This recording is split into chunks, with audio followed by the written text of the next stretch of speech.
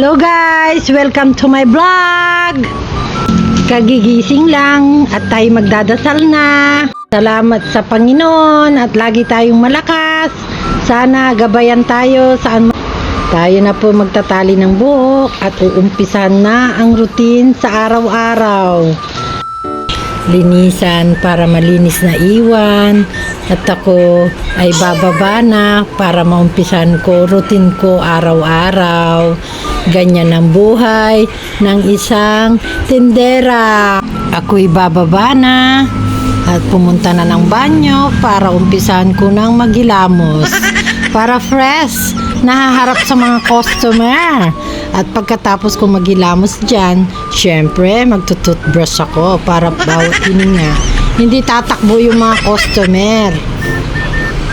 At ako'y magpupunas na ng mukha para pag umarap, baby face tayo.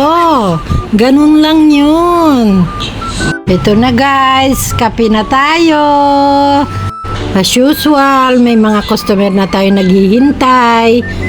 At syempre, habang wala pang customer, hugas-hugas tayo ng pinggan na pinagkainan kagabi. Ito lang naman ang buhay ko sa araw-araw. Ganyan lang lagi. Pagising sa umaga, linis bahay, luto, hugas ng pinggan. As usual, ganyan ang buhay ng isang tindera. At isang single mother na nag-iisa sa buhay. Pagkatapos maglinis sa loob ng bahay, syempre sunod naman natin ang labas. Walis-walis lang ng konti, linisin ang mga basurahan para komportable sa mga taong papasok.